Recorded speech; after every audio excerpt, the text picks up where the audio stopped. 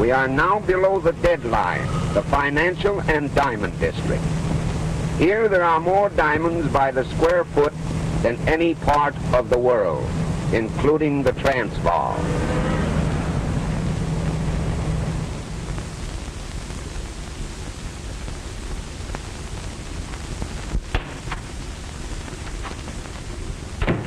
Good afternoon, Captain. How are you, Peter? Oh, hello, Captain Simon. Hello, Molly. Mr. Abrams is expecting you.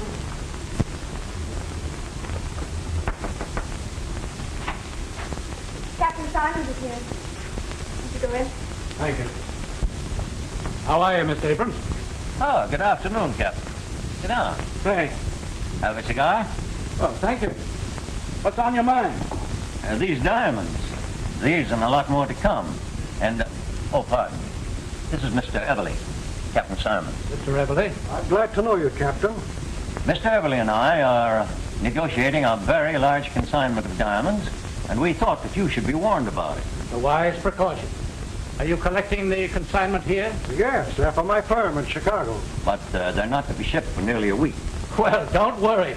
We've got a pretty good line on all the boys in town, and not one of them would dare to shove his nose below the deadline. I'll just tell my men to keep their eyes peeled, and if they do see anybody below the deadline that looks suspicious at all, to bring them in for questioning. Oh, by the way, where is your deadline now, Captain?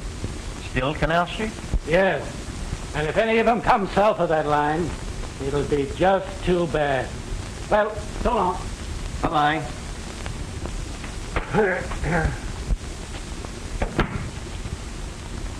Well, I know where to get a nice solitaire for you, Molly, as soon as you give Terry Mulvaney the gate. You'll be too old by that time, Captain Simon. Oh, you're never too old.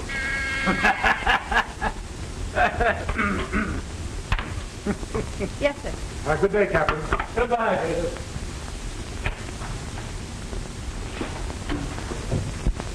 Well, Miss Fitzgerald, would you mind working an hour or two later tonight? Certainly not, Mr. Abrams. Then as soon as you're through, bring in your notebook.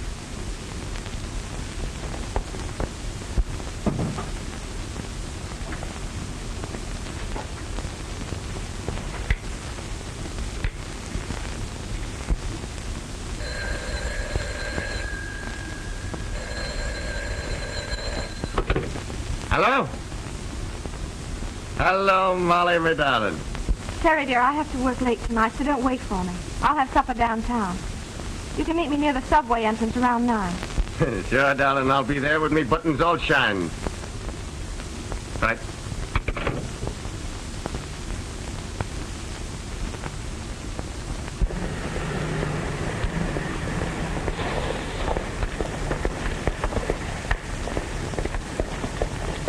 Good evening, sister. How about a lift? Terry!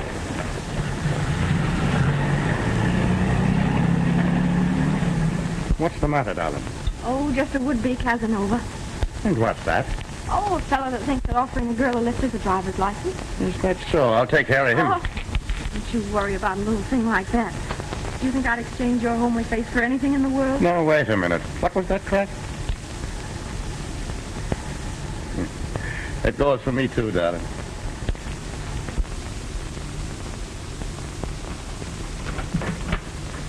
Hello, Annie, dear. Well, good evening, Miss Tiverton. How are you this evening? Why do people always think it's polite to ask silly questions? Well, look who's here. Have you had your supper? Yes, thank you. Glass of milk and a sandwich, I suppose, standing up at some lunch counter. Oh, well, this rush will soon be over, and then I'll have my evenings to myself again. Would you like some tea, Terry? Uh-huh. I'll go fix some. Are you still here? I thought it was time for you to be going home instead of coming here visiting. Well, I suppose it is a little late for elderly people, but Molly and me won't mind if you want to go to bed. If you expect me to resent that, you're wrong. Why on earth don't you sit down? You've been on your feet all day, haven't you? I tell you, that I have. The poor dogs. Every time I make them walk, they get sore. And when are you going to get this advancement you're after? Well, the exams are in June, and by July you'll see me a full-fledged detective. Then crime will automatically cease, I suppose. Oh, no, not immediately. You see, there's the honeymoon first. Terry Mulvaney, if you don't make Molly the happiest wife in the world, you'll have me to answer to. Won't be for the want of trying. Molly needs a rest. That man Abrams works her too hard. Don't know what people want with diamonds anyway. Useless things. And yet if they can't buy them, they steal them. Oh, no, not much chance these days. Rob. Half the crimes in the world are never solved. Well, here, let me hold it for you. Well, at last I found a use for a policeman. Oh, I don't know. Molly found one. Did you ever try it? Are you two still bickering? Here, let me help you. Well,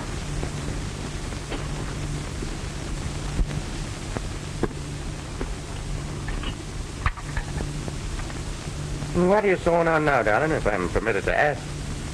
Pillow slip, Mr. Mulvaney, for that red head of yours. you'd think you two were married already. When I was a girl, no young lady would have said such a thing. Did you faint, too, or was it swoon? I think you'd better confine yourself to questions of more importance. You got your book, Terry? Oh, yes, sir.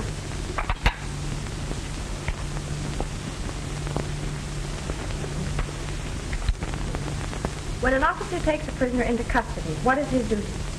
To search the prisoner for weapons and evidence, and conduct him directly to the station using every care to prevent his escape. Good. Under what circumstances is a policeman legally justified in using his pistol? What's that, correct? Under what circumstances is a policeman legally justified in using his pistol? And let me tell you, Flash, even if she wouldn't give me a tumble, that Fitzgerald Lane can have my role any time she gives me the come on. What's she got that the others don't have? Oh, boy. She's got everything. Hold on, Spike. We're not mixing pleasure with business. She didn't fall for you. So now we got to find out some other way when Abrams is going to ship those diamonds. Rocks fascinate you, don't they? How do you think I got the name Diamond Dutch? Chasing after fluffs? Maybe not. But I never saw you pass one up. Right. But when there's a job on hand, I don't play with fire. You never saw me get burned. Well, I'm getting penny burned right now. Here we are, all set to make the biggest haul that's ever been pulled. And all you can think about is some dame that you've never even seen. But I'm going to see her. Tomorrow, I think. We better call the whole deal off. When you fall for a new fluff, I know what happened. So do I. But I can also defer the pleasure to an appropriate time. Don't worry, Dutch. I've seen him play fish for months before she took the hook.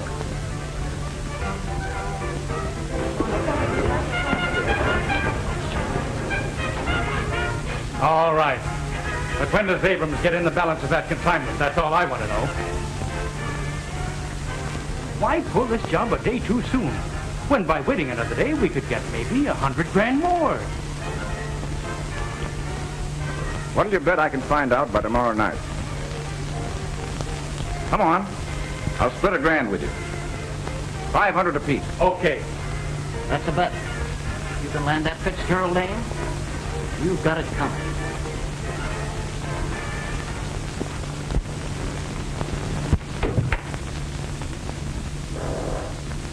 Mr. Ackroyd? Right, young lady. And you are Miss, Just Mr. Abrams' secretary. Will you wait a moment, please? With pleasure. I come to look for a diamond, and behold, I find the pearl. Careful. So many synthetic pearls on the market these days. Ah, but then I'm an excellent judge. Professional, I would think. On the contrary. Amateur in its literal sense. Mr. Abrams, Mr. Ackroyd to see you. Will you go in, please?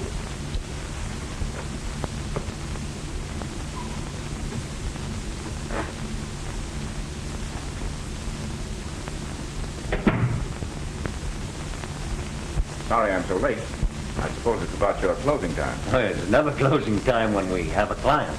Won't you sit down? You said over the phone you were looking for stone of about 5 carats. Yes. A yarder. Send in the stones I selected for Mr. Ackroyd. Oh, that looks like a very fine stone you have in your ring. May I see it?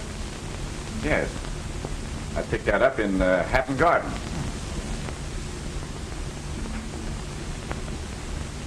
Fine. You know diamonds. It's perfect. Can you match it? Well, you can judge for yourself.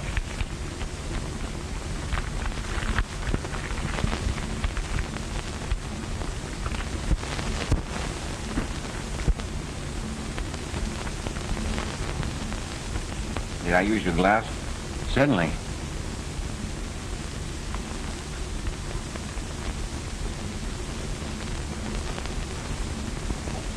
Aren't you going home, Molly? Doesn't look like it, does it? And I had a date, too. Woman proposes, but business disposes.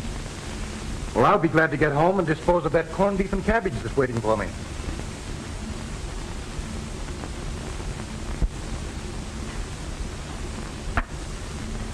Well, these are the best, but neither is as good as mine. I'm afraid you're right. But I shall have more in Thursday, and I think finer ones. Could you call then? I'm not sure, but I think I could make it Friday. Well, I'm very sorry, but they'll be gone then.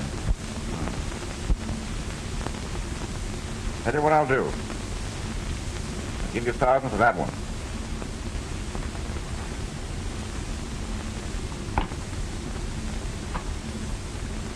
Miss Fitzgerald, make out a receipt for Mr. Ackroyd for $1,000.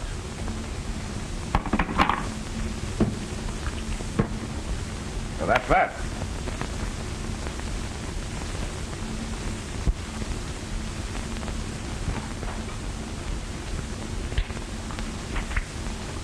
Here's your receipt, Mr. Ackroyd. Thank you. I'm sorry to have been the cause of keeping you so late, but perhaps I can drive you home. Well, I am rather late. Then why don't you let Mr. Ackroyd take you home? All right. Good night. Good night. Good night.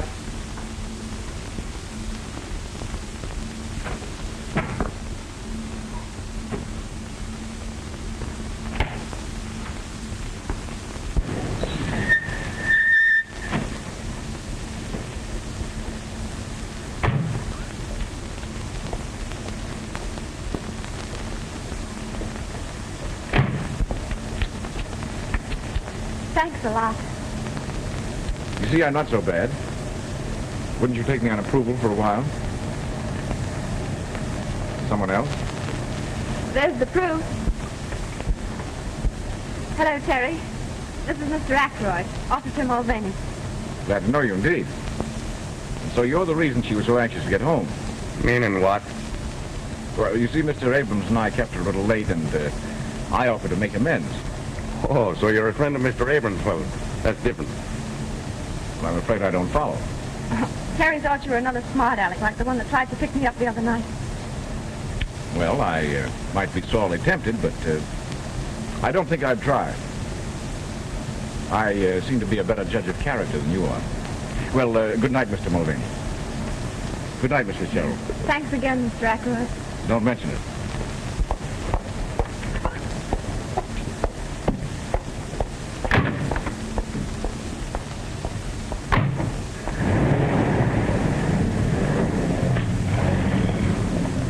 What's the matter? You don't seem to like the gentleman. I do not. Oh, Terry, you need never be jealous of me. As a matter of fact, I only accepted his offer so that I wouldn't keep you waiting. Well, who is he? All I know is that he just bought a diamond for $1,000. I thought he was another one of those mashers, like the one last night. I'm not that foolish. You're in love with me, ain't you? Uh-huh. Yes, Spike? You're right. She had to be seen to be appreciated. Yeah, I thought she'd appeal to your sense of proportion. Yeah? Now I have another object in life. And now Stenog interferes with 100 grand, huh? You'd better dig for 500, Dutch. You too, Spike.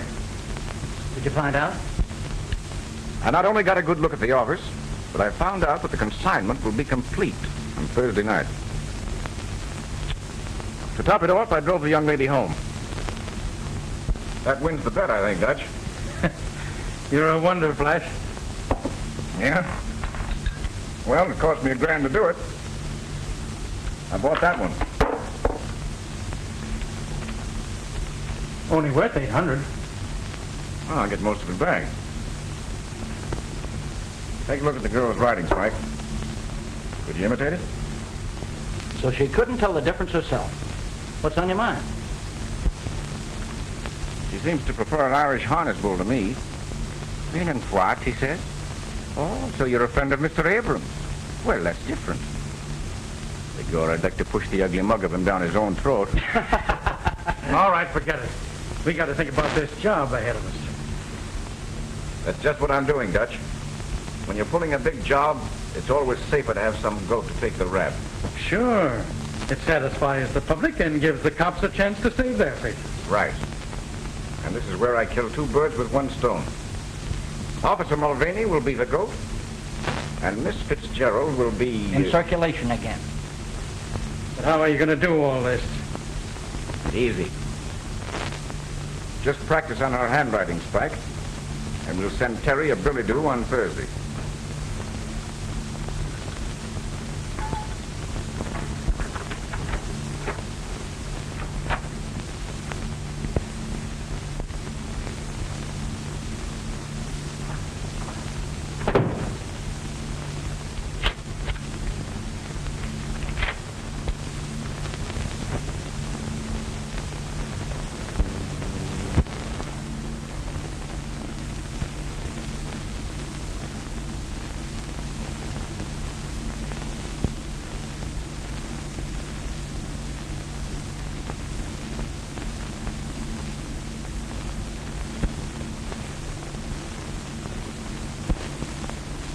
Sure glad I'm not on duty down here every night. It's too quiet.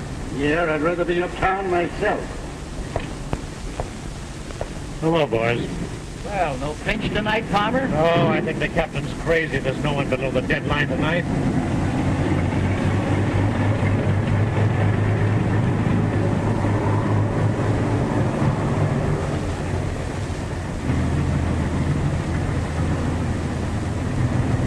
$5,000 worth that have to be towed in. Yeah, the best of them cracked up.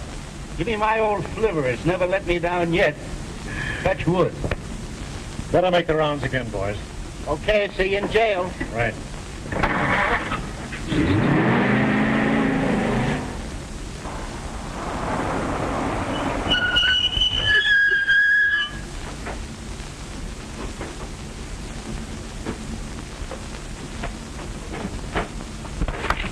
Okay, Flash.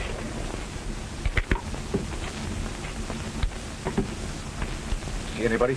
Passed 3 bowls and they never give us a tumble. Let's get going then. All right. Hey, just a minute, buddy. Well, for crying out loud, what are you doing down here? Well, what's the matter with you, Bill? You got the jitteys? Who is it? Why, it's Bricktop Mulvaney from 14th Street. And don't go be saying anything at the station about seeing me down here, or I'll wipe up the floor with you. Oh, you know me, Terry. Yes, I know all of yous. So long. So long. Hey, what's the gag? Oh, nothing. We've been ribbing him at the station about being in love. He's got a girl works down here. Well, we've seen somebody anyway. Yeah, let's shove off.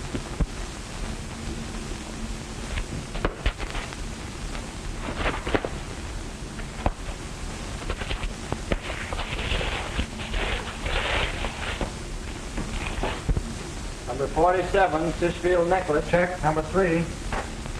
Miss Fitzgerald, call the express company now. Number 54, tray of 15 brooches. Check. Number 4. The line seems to be dead. What? Stick 'em up, all of you.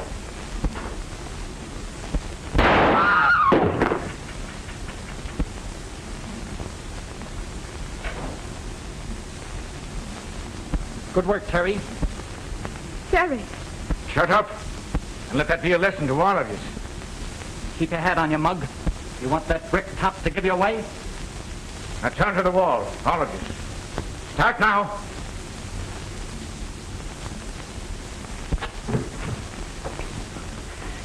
Move over. Keep 'em up.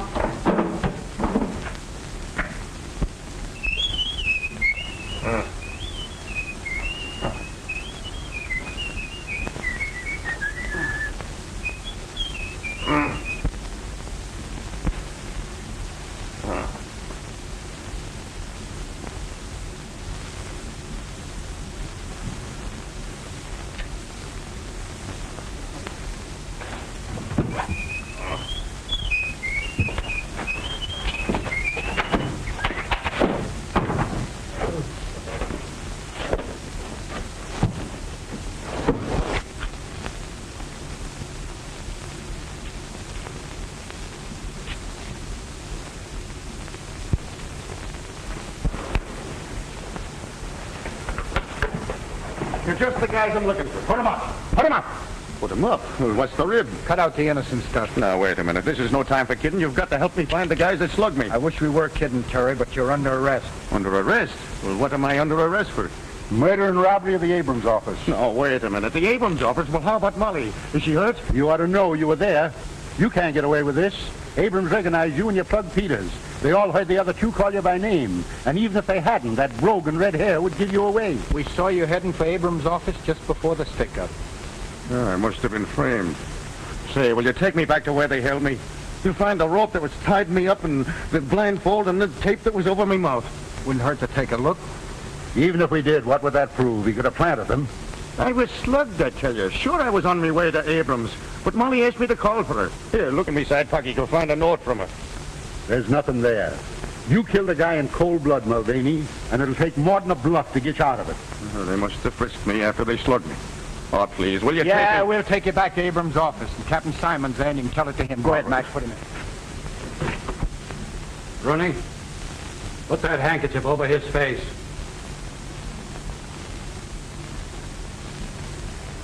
Now, we've got you, Mulvaney. You might just as well confess. But it couldn't be Terry. Well, naturally, you wouldn't admit it. But I don't think it'll be very difficult to prove that you were his accomplice. Now, you leave her out of this.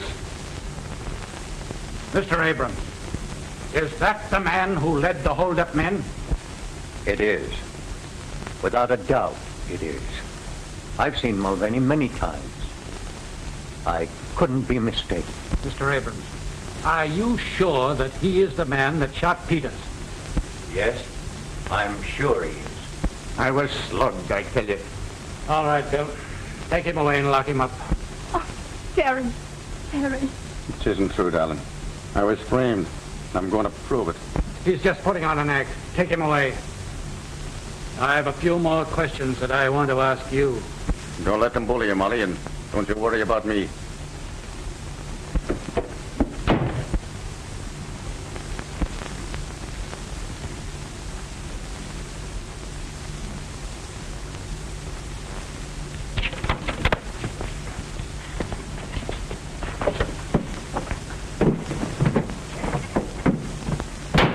I'm sorry, Bill, but I was framed and I can't prove it in jail.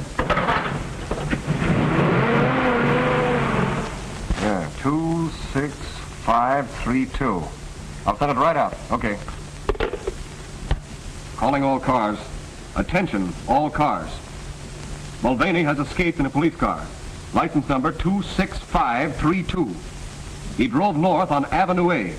Block all roads and bridges leading from the city. He's handcuffed but armed. Bring him in, boys. That's all.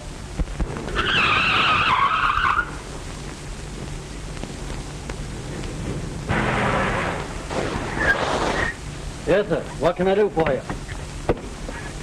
There's nothing to be scared of, buddy. You do what I tell you. I want you to cut these handcuffs off me. Yeah, but what'll they do to me for helping a prisoner escape? You're helping an innocent man, and you'll be glad of it one day. Come on, hurry up.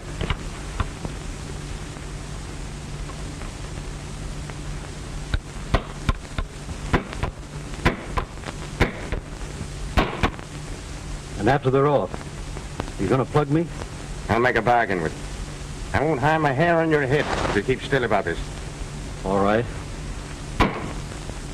Calling all cars. Attention, all cars. Mulvaney reported seen on Lincoln Highway speeding west. Use special caution. He's probably listening to these broadcasts, so we can't give location of blockades. That is all. Come on, hurry up. Repeating broadcast 47. Mulvaney reported seen on Lincoln Highway speeding west. Step on it, Dave. We must be right on his tail.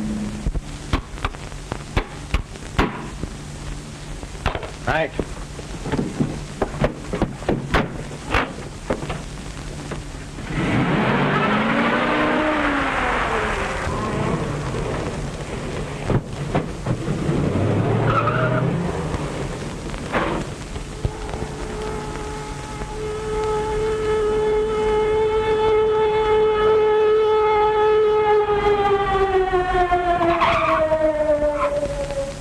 He just left. Mulvaney just left.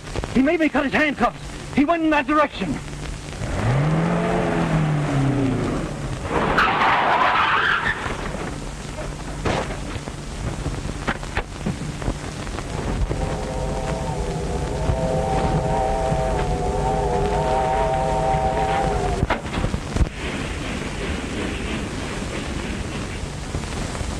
fellow get your timetable? You belong in these parts? No, just business. What's the next stop? Don't you know what train you're on? Oh, sure. The tipsy train. No. You gotta go back to Hopewell Junction to get that.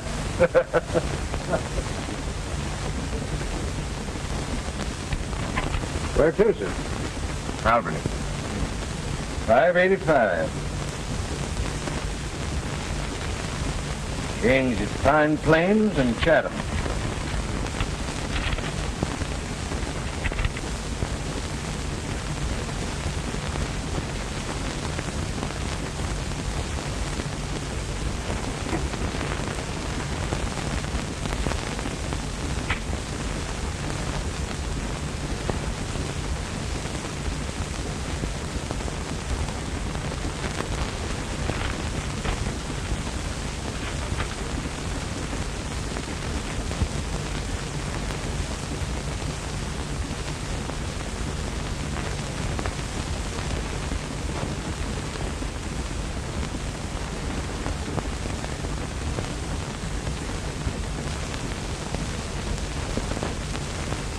Got this police wire at Billings.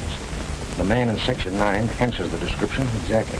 Take a walk through, but don't let him see you look at him. And if you think he's the guy, we'll stop and send a wire ahead to the sheriff, Pine Plains. Right. Now look here, Mr. Gerald. I'm not as interested in the capture of Mulvaney as our friend the detective is. But I'm an investigator for the insurance company, and my job is to get the diamonds back. Are you going to help me, or are you not? I tell you again, I know nothing. I don't believe Terry had anything to do with it. Wasn't it because you saw him that you fainted? I didn't see him. Terry didn't do it. Then why did you call him by name? I didn't. One of the men called the murderer Terry. I repeated the name in amazement. Never thought it was Terry Mulvaney. Yet you admit you tipped him off. I only told him I wouldn't have to work late after the diamonds were shipped Thursday. Same thing. Are you in the habit of fainting? No. But you did faint at the most convenient time, didn't you? Hello? Yes, right in. Thanks. Hello? This is Stenton calling by request, Bill. Hi, Diddle Diddle, the Captain of the Fiddle. What's that? You got him? That's great. Okay. You don't know anything, huh?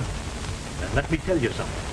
Mulvaney's been caught, and he's confessed, and he said that you were in on it. I don't believe it. Your game's up, girlie. You'd better cut out the bluffing. You're doing the bluffing. If Terry had been caught, don't you think you would have been overjoyed? Instead, you sat there and watched my reaction. You better learn to act. Sorry I can't say the same thing to you. But I'm very glad to know just how clever you are. Well, they both think they're clever. Mulvaney has as much chance of getting away as the well-known dog with rubber legs has. How's this? Feel certain passenger on number 19 is Mulvaney, wanted for murder. Meet train at Pine Plains. I hope there's a reward out for him. Maybe there is. You stop at Clinton and shoot this ahead.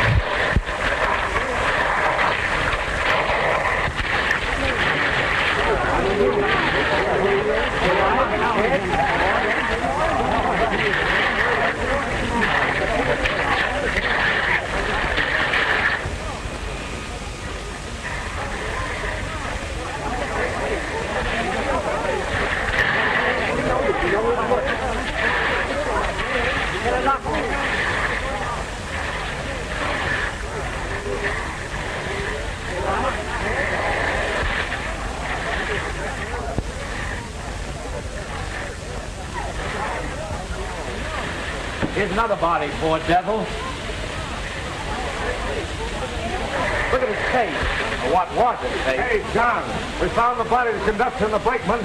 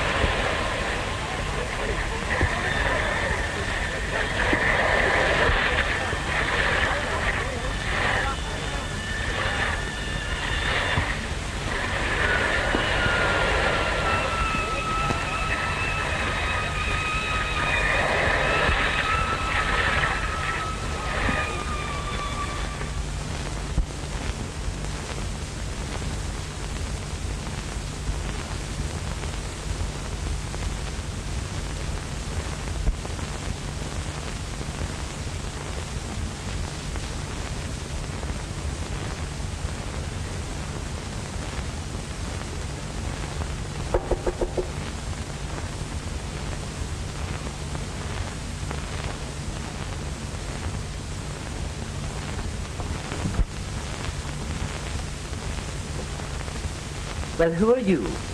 And who asked you to come in? If I waited to be asked, I'd be on the outside most of the time. I see she's read the news. Are you one of the detectives? No such luck. Death did their work for them. I still have to find the diamonds. Well, you won't find them here. And I hope you'll have the decency to respect the poor girl's grief. I have the decency, ma'am, but I haven't got the time. Perhaps she'll talk now, more than she did last night.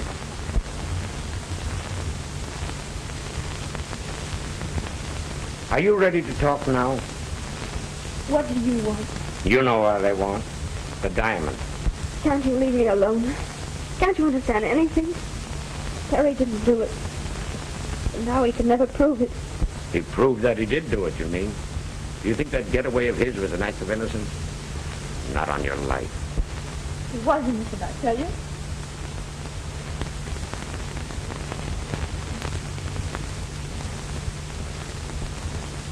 You expect to find the diamonds behind the pictures or under the carpet?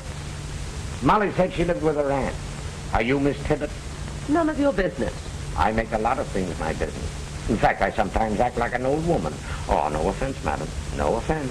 If you think you can get me angry that way, you're mistaken. And if you're through, there's the door. Who were Mulvaney's Confederates? He had no Confederates. He didn't do it. He didn't. Come on now, Molly. Terry's dead. See those guys that let him down and get all the gravy, do you? I don't know what you mean. You know what I mean. Those fellas that framed him. That's why they called him by his name. You don't want to see them split Jack while Terry ain't cold. Stop it. Don't you think I've suffered enough? Yes, you did. You who killed him. You with your false accusation. You drove him to it. Somewhere the real criminal's laughing at you. Laughing at your stupidity. I'd laugh too. I'd like to laugh, but Terry, the joke's on him too.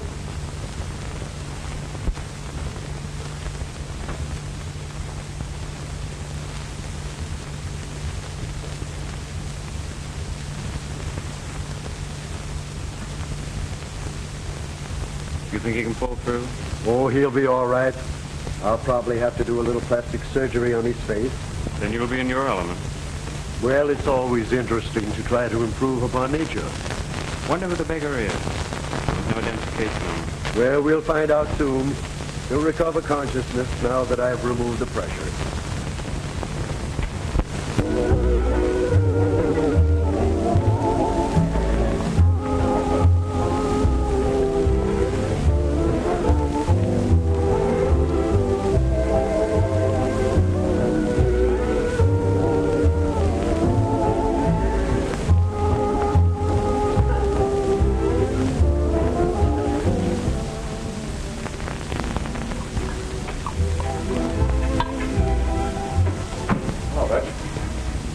I see.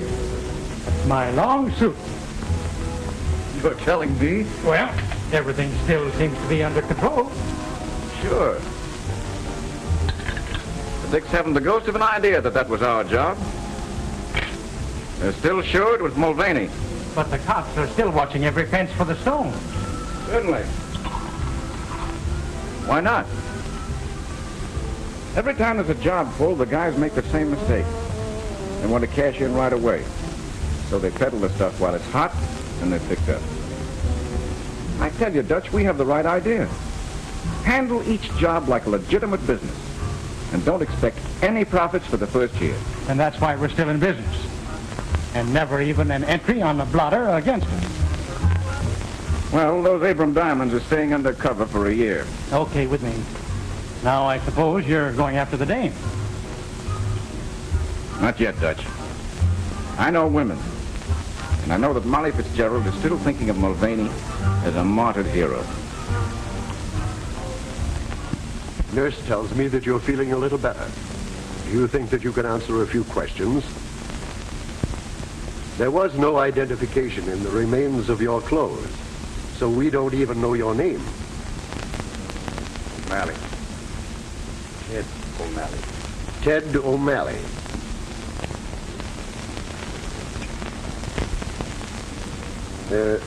Have you any relatives or friends that we can notify?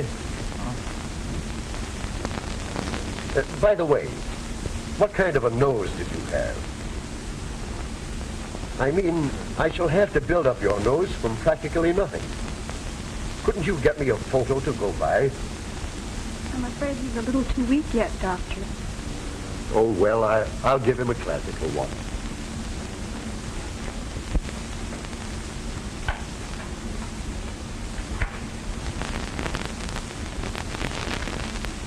Miss Jennings, if I thought I had any brains, I'd blow them out. What's the matter? But wouldn't it be a terrible thing to drill a hole in one skull and find it empty? Am I to gather that you're still thinking of that Mulvaney case? I start up in the middle of the night thinking about it. I'm afraid your vanity is wounded. Wounded? It's mutilated. So much time has passed and not a single clue. And a fortune in diamonds disappears. A strange case, all right. I'm going to see that Fitzgerald girl again. I think she must be bluffing.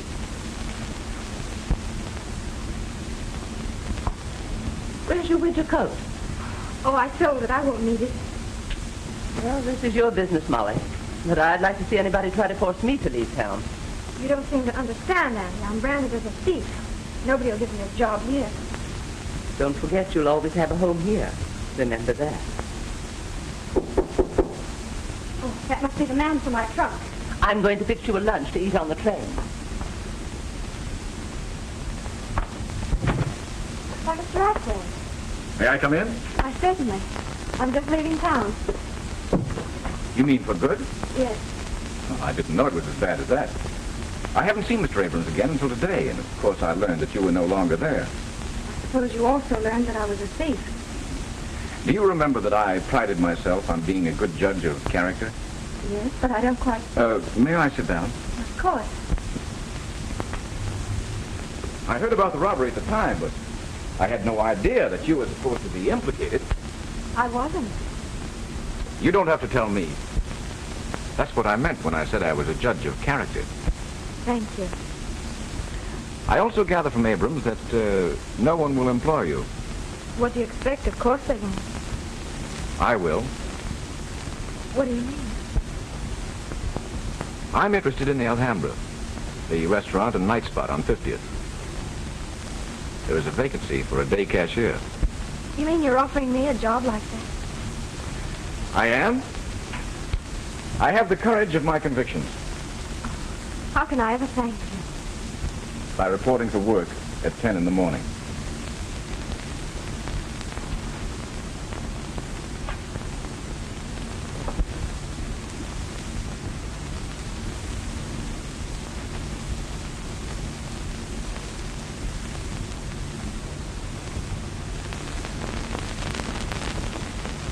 Yes, we can leave the bandages off now. Sure, Doc, and that won't make me mad. No, I suppose it probably won't, but evidently you would like to see what I've done for you. That I would.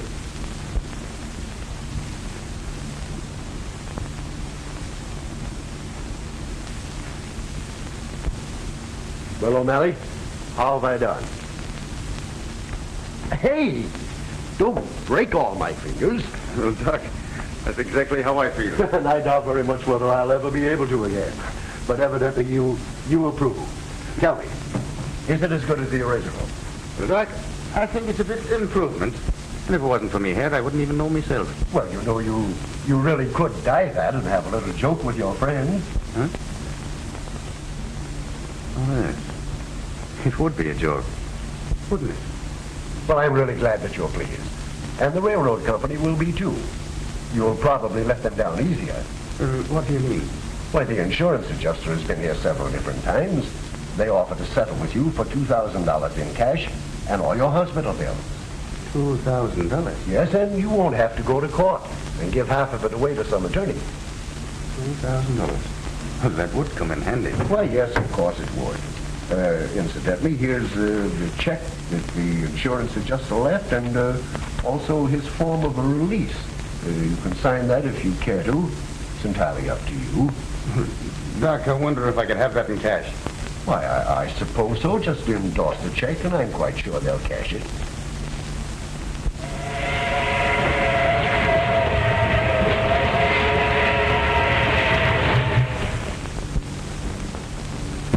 Come in. Thank you, sir. Want to sit down? You're the investigator employed by the insurance company on the Abrams robbery. Correct. Well, sir, I'd like to right her wrong. Commendable ambition, but I don't see the point. Well, Mr. Pearson, it's only a hunch, but a faith in human nature. Would you mind telling me who you are and what you are? Well, I'm just a dumb pug. I'm training over here at Archie Nolan's, and I come from Colorado. And I had a brother here on the force, and he got into a bit of trouble. We were pals from the time we were kids, and I'm sure that he'd never do anyone any harm. Mr. Pearson, that man was Terry Mulvaney. Mulvaney? Yes, Terry Mulvaney. Now, I have a bit of money, and I'd like to use it to clear his name. Have you seen the police? No. The cops are only looking for convictions. He was wanted for murder. His death closed the case. Now, you have no axe to grind or politics to play. That's right. I'm a private individual, responsible only to myself and the insurance company. And your object is to recover the stolen property. Right again. You may be a pug, but you're by no means dumb. Now, your brother told a queer story to the police. But if his story was true, who framed him? And what reason could they have? That I don't know, but it gave you and the cops a wrong steer, didn't it? Oh, thank you, sir. By the way, you happen to know where I can find his gal? I don't know her address, but her name is Fitzgerald. Just a minute. I'll look it up for you.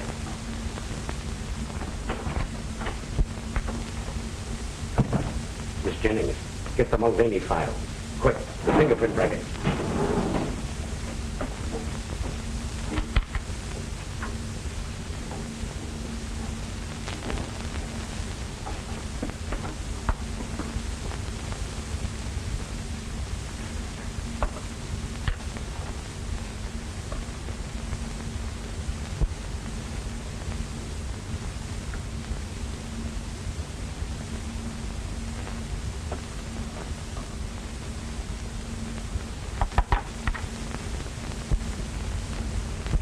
Identical. He's our man.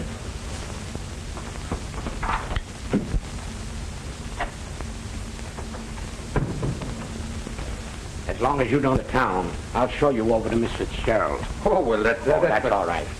Only be careful not to shock her. Remember, she thinks you're dead, Terry. How did you know? Because your yarn sounded phony. I watched you closely and decided that your hair might have been dyed.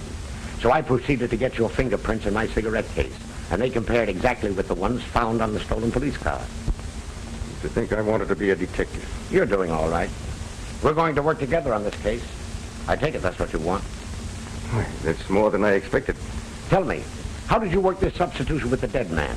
Well, I heard a couple of the wrecking crew say that his face was all gone, so when they went for the stretcher, I emptied my pockets into his. Quick thinking, my lad. Yeah, but I didn't think very long.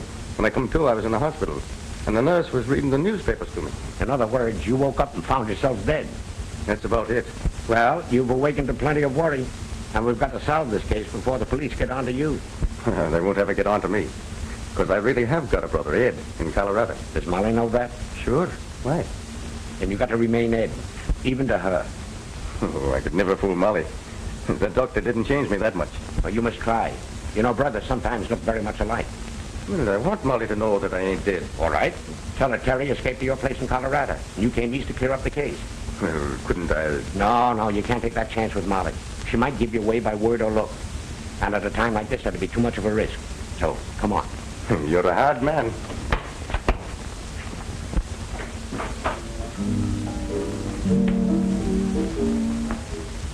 We saw Pearson outside talking to a guy. Pearson? Oh, the insurance company's loose. Forget it. What'd you find out? Well, we can get rid of a few grand's worth. It's safe enough now. You don't think Pearson means anything? Not a thing. He used to park on Molly's trail, but he's given that up. Well, I still claim you shouldn't have given that dame a job here. Why?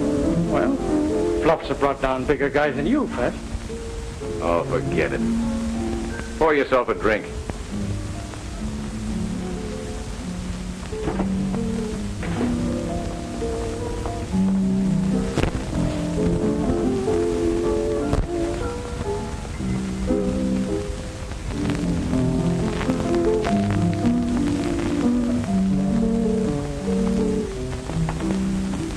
Good evening, Molly. Why are you still out? Now that I've got a job again, can't you leave me alone? Please don't get me fired. Oh, don't worry about that. I just wanted you to meet a friend of mine. This gentleman here has convinced me that Mulvaney was innocent.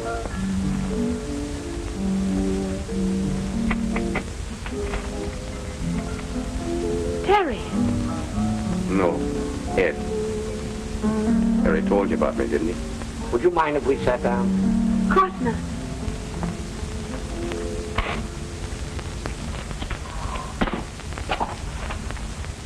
Yes, Terry did tell me about you, that you might be his twin.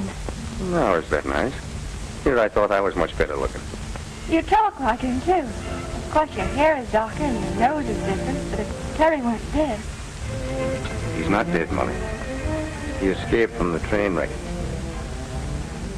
He's not dead? Are you sure? Have you seen him? Yes. He's at my place in Colorado. Is he well? As well as I am, and I never felt better in my life. Now, if you'll dance with me, I'll tell you all about him. Oh, I'm far too happy to dance in this jam. I want to tell Auntie. Can we all go home and you can tell me on the way? Now, wait a minute. How about your supper? Oh, I'm far too happy to eat. Come on, Mr. Pearson. No, you two run along. I'll stay here. Hey, boss. Pearson and that aide we saw him with outside was talking to Molly. She's acting up like a 2-year-old.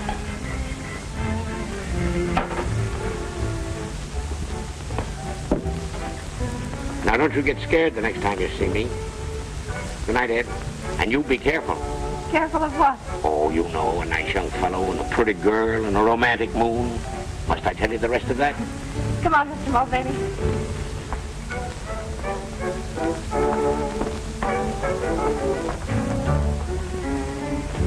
Boss, looks like you've been asleep at the switch.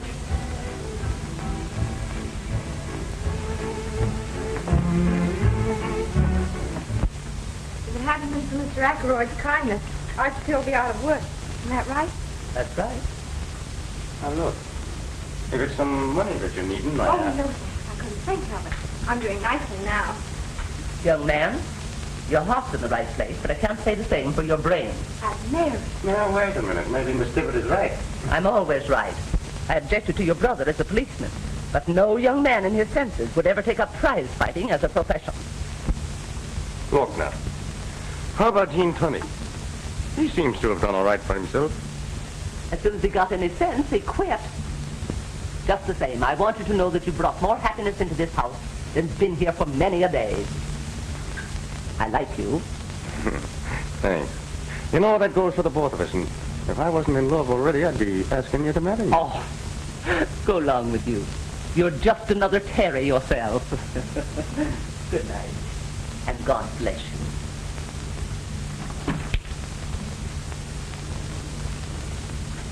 Well, I guess I'd better be going, too. Oh, no. I want to hear it all over again. Again? Oh, my dear child, I told you in the taxi, and I told you in the park, and I'm just after telling your Aunt Mary here. I know, you're a darling. I didn't mean to say that. Well, what's wrong with calling me a darling? I don't know, something just came over me. I suppose it's because I'm so grateful to you, Mr. Mulvaney. I thought you promised to call me Ed. What's the matter? I don't know. I seem to have known you forever. It's just the way I want you to feel. You don't understand. Please go.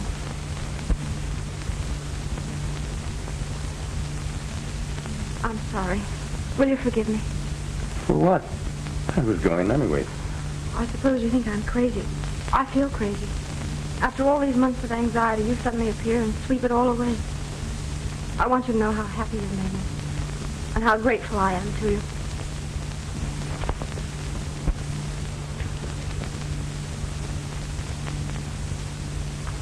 You shouldn't have done that. You misunderstood. I think not. But it isn't fair. You know I'm engaged to Terry, and you said you were in love with somebody else. I said no such thing. You did. You told Aunt Mary. You meant? All fair in love and war. Good night, Molly, dear.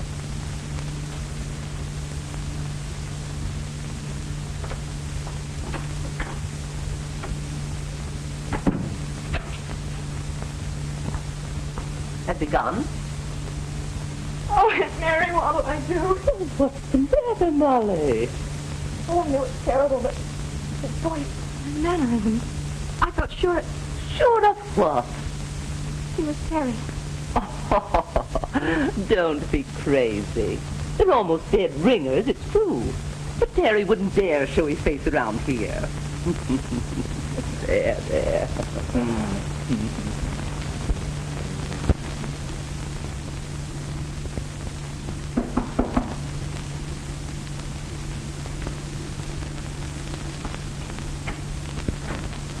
You sent for Mr. Blackburn? Yes, come in.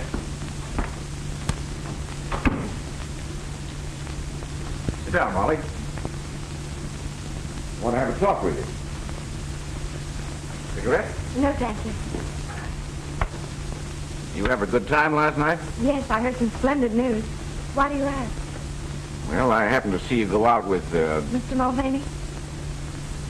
Mulvaney. Yes, he's a pugilist. Oh, a fighter, eh? Well, I never heard of him. He's Terry's brother from Colorado. He's training with Artie Nolan now. So if it isn't one Mulvaney, it's another. Why do you say that? Look, I've been pretty nice to you, haven't I? I've left you alone and never bothered you. Waiting until you got that crook Mulvaney out of your mind. Now, don't interrupt. I'll do the talking. I wasn't going to say anything until you got rid of the blues. And now, when I see you're happy for the first time, it's with another guy. Don't I deserve a better deal than that? I'm sorry. I'd no idea you felt that way. Listen, you're not as dumb as that. Why do you think I gave you a job here when everybody else thought you were a crook? Mr. Pearson doesn't think so now. Listen, Molly. The cops have been on this case for months now, and there aren't any clues. If you think that he'll ever be proved innocent, you've got another thing coming. Even if he were, what's the matter with me? Don't you think I'm a better catch than an Irish harness bull with a brogue as thick as a shillelagh? Now, me darling, it's time you got wise to yourself and started being nice to the fine gentleman that's been nice to you. Wait a minute. Sorry, Flash. Well, I shall appeal to your reason at a more convenient time.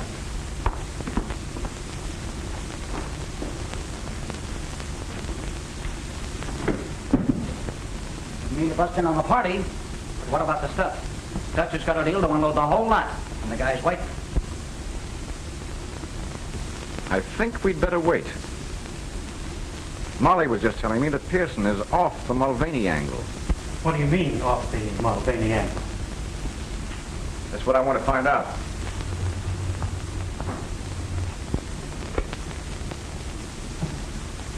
Send Al up here at once. What? What's the matter? Molly's walked out. That's the best news I've heard today. Shut up. She must believe I'm an awful sap if she thinks I can't keep her from walking out. Well, maybe it'll be more fun this way. Okay, Oscar. Keep Molly's job open. What's it, boss? Yes, Al. You used to hang around Artie Nolan's, didn't you? Sure, that's how I learned to use my mitts. Unfortunately, this job calls for brains. However, I'll try you out. I want you to go back there and get to know a pug from Colorado. He's a brother of Terry Mulvaney's. What's he look like? You saw him last night going out with Molly. Oh, I thought there was something familiar about that mug's face. What do I do? Spoil his looks? Oh, no, nothing so crude. Just get his confidence and when you...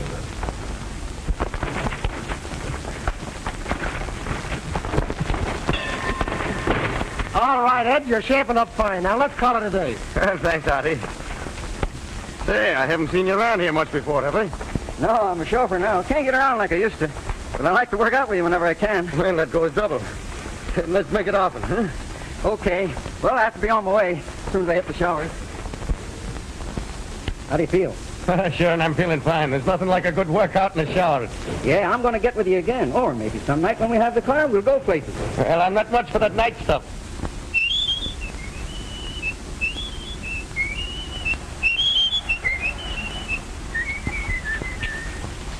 Say, Al, who is it you work for? Flash Ackroyd, the guy that owns the Alhambra. Oh, that's funny. I met a gal that works there. She used to be engaged to my brother. And boy, did I fall for her. What's her name? Molly Fitzgerald. You mean she used to work there? Well, what's the matter? Was she fired? She walked out. Didn't you know? Oh, I haven't seen her today. I can't see why she should quit. I don't know. Search me. Looks all right to me, boss. Bit of a sap, maybe. Admitted he'd fallen hard for Molly. He said that, did he? Yeah. But what do you care? Just give me the word. Go get him. Bring them up here. Now you're talking. I'm telling you, I couldn't be mistaken. No two men could ever whistle exactly like that. Funny, though, that he should be working as a chauffeur. Maybe not as funny as you think.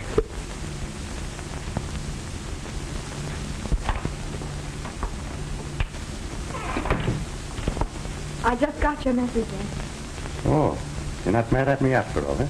I mean, for... Excuse me? For kissing you, lad. Are you going to learn to love me? That's not fair to me or to Terry. I told you before that all's fair in love and war. Repeating it doesn't make it so. Molly, sit down. I want to talk to you. You know, from the first minute I walked into that place last night and laid eyes on you, the heart within me stopped. And then it started to pound like a trip hammer. And that sounds something like love, doesn't it? Not necessarily. It could be indigestion. Once a snooper, always a snooper. That's what I'm being paid for. Why did you walk out on Ackroyd? He said that he had an ulterior motive in giving me a job. How did you come to meet him in the first place? He came to buy a diamond from Abrams. That checks. With what? Theory, young man. How long before the robbery was that? Oh, just a few days. Then if he bought a diamond, he got a receipt. Yes, I made it out myself. Better than I expected. Then that would give them a copy of your handwriting. Remember the note from you that Terry told the police about? Yes. Well, that would put Terry just where they wanted him. One of them might have had red hair, or he could have worn a red wig. And if he was able to imitate Terry's brogue... Oh! What's the matter? Ackroyd. Ackroyd gave me a perfect imitation of it. And that checks. Somehow I think we're getting places. Do you really think so? Yes, I do. And you needn't worry about a job anymore. I can get you back with Abrams anytime you want. But you'll soon have Terry back, and then you'll be getting married. Yeah, wait a minute. What's that crack? Do you think Molly would take a cop when she has a chance to get an up-and-coming pugilist like myself?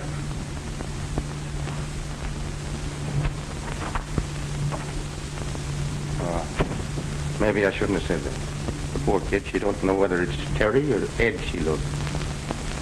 Leave it to me.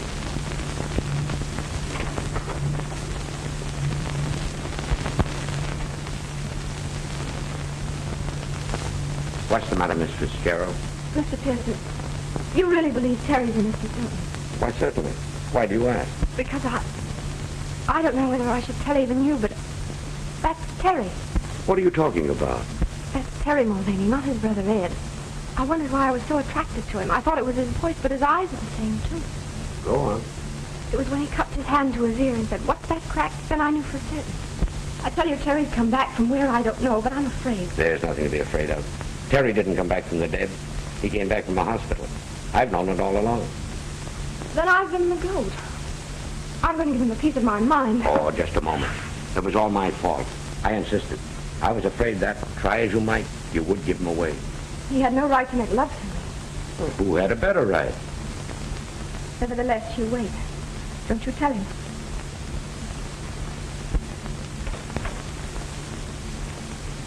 Run along, you two. I've got to go down to police headquarters. Will you see me home, Ed? Will I? In a taxi through the park.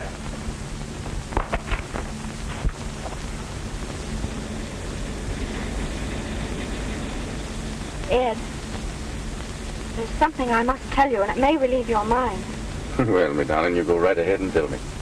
I've been true to Terry all this time, even though Auntie and everybody said I was a fool. They did. Yes, and it wasn't until he disappeared that I found out what a wretch he really was. Well, that couldn't be so. It's a pack of lies, I tell you. No, the truth, all right. Well, just show me one black eye that would ever say a thing against me. Well, against me brother. I can show you a dozen. People who bribed him. Girls he wronged. Boy, it's lies, I tell you. It's lies. Well, now tell me what you're laughing at. Terry Mulvaney, alias Brother Ed. Terry, Nah, Terry. You're lying to me anymore. Oh, Molly, my darling. Oh, Terry, what happened? Why didn't you tell me? I was making me escape on a train and it was wrecked. I changed places with a dead man. Oh, Terry, you poor dear. Oh, I was never so rich in all my life. You must think I'm terrible. But it was mean of you not to tell me. Mr. Pearson wouldn't let me. Yes, I know. He told me.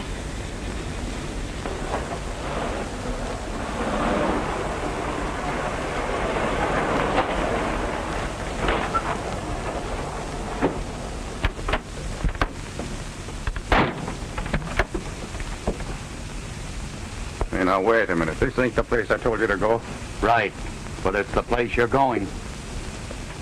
Well, what's the racket? No racket at all. A guy just wants to talk to you. Come on, both of you.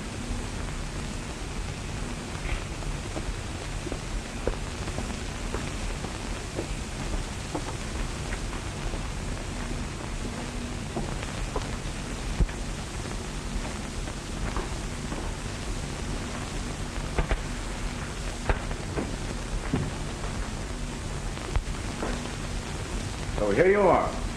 Well, what do you want? Just this. I don't stand for anybody muscling in on my territory. Meaning Miss Fitzgerald? You guessed it, Mulvaney. You flatter yourself, don't you? My advice to you is to get out of town tonight. Because if you're here in the morning, you'll be in the morgue, see? As for you, Miss Fitzgerald, you'd better come back to work. If you don't, there'll be a shortage discovered in your accounts. And that, after being mixed up in a diamond robbery, would be just too bad. Just a minute. Throw him out. If he gets noisy, well, you know what to do. But, boss, this guy isn't Ed Mulvaney. What do you mean? I heard him in the cab saying that he had changed places with a dead man. His real name is Terry Mulvaney. That it is. What about it? You're wanted for murder. What are you doing back in town? Looking for the guy that framed me. Still sticking to that story. Who do you suspect now? Who do you think? Got the car handy, Al? Sure, boss. See them home.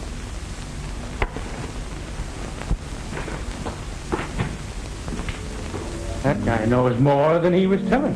Pearson must be onto something. I knew that dame would snag us sooner or later. Who's snagged? Maybe they don't know a thing. I'm just not taking any chances. The alley's full of cops.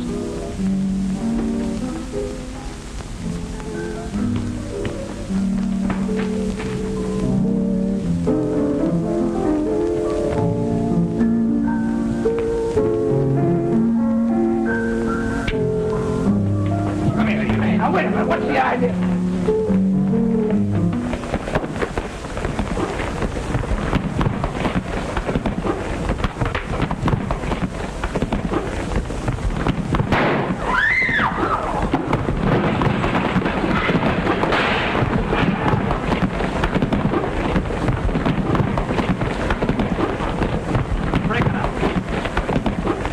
Are you all right, sir? Why, sure he's all right. What do you think I've been training at Auntie Nolan's for?